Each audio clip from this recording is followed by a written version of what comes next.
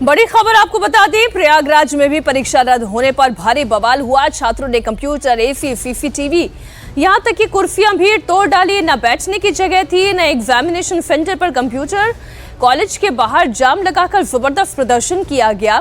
प्रयागराज में परीक्षा स्थगित होने की वजह से छात्रों का जबरदस्त हंगामा और आक्रोश निकलकर सामने आया।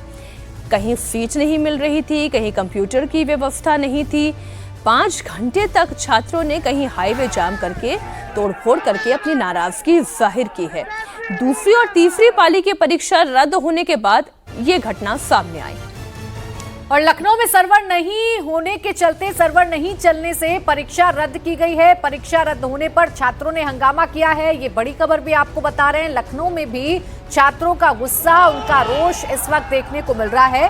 और जानकारी यह है कि सर्वर नहीं होने की वजह से, यानी सर्वर डाउन होने की वजह से परीक्षा को रद्द किया गया, जिसके बाद छात्रों का गुस्सा फूट पड़ा, अभ्यर्थियों का गुस्सा फूट पड़ा है। विशाल प्रताप सिंह हमारे सहयोगी जुड़ गए ज्यादा जानकारी के साथ। विशाल, सबसे पहले बताइए, ये अव्यवस्था हुई कैसे? जब परीक्षा होनी थी तो पूरी मुकम्मल तैयारी क्यों नहीं की गई प्रशासन की तरफ से?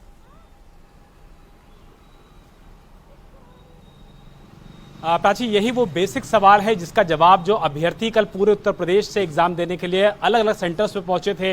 प्रयागराज की हमने बात की, कानपुर की हमने बात की, गोरखपुर की हमने बात की, राजधानी लखनऊ की हमने बात की। हर जगह अव्यवस्था दिखी, जिसकी वजह से एसएससी जीडी कांस्टेबल की जो परीक्षा कल उत्तर प्रदेश के कई जनपदों में हुई थी, उस परीक्षा को फिलहाल रद्द घोषित कर दिया गया है। लेकिन सबसे ज्यादा हैरानी की बात यह है कि परीक्षा रद्द इसलिए हो जाती है क्योंकि एग्जाम सेंटर्स पर जबरदस्त तरीके से अव्यवस्था होती है, जबरदस्त तरीके से परेशानी समस्या होती है, लोगों को बैठने की व्यवस्था नहीं मिलती है। अभ्यर्थियों को बताया जाता है कि जो सेंटर्स पे उनको बुलाया गया था, उन सेंटर्स पर उनके बैठने की जगह नहीं है। बहुत सारी जगहों पे सर्वर डाउन हो गया, जिसमें लखनऊ का कृष्ण नगर इलाका भी है। जिसके बाद जो अभ्यर्थी दूर दराज से चल करके 46 और 47 डिग्री के इस टेम्परेचर में आए थे अपने एग्जाम देने के लिए, अपने भविष्य को संवारने के लिए, लेकिन जब उनको यह पता लगता है कि उनकी परीक्षा इन अव्यवस्थाओं की वजह से रद्द घोषित की जा रही है, जिसके बाद अभ्यर्थी जबरदस्त तरीके से नाराज होते हैं। मौके पर हंगामा होता है, हाईवे को जाम किया जाता है, पुलिस मौके पर पहुंचती है, जो वहां के एडमिनिस्ट्रेटर्स होते हैं उनको बुलाया जाता है, प्रशासन के लोगों को बुलाया जाता है, तब जाकर के मौके पर किसी तरीके से शांति व्यवस्था कायम की जाती है।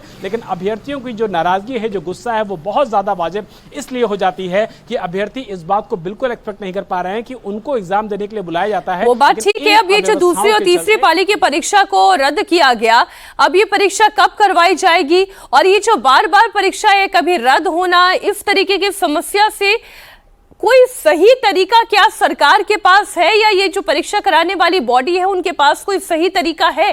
कब ये करवाएंगे इस परीक्षा को?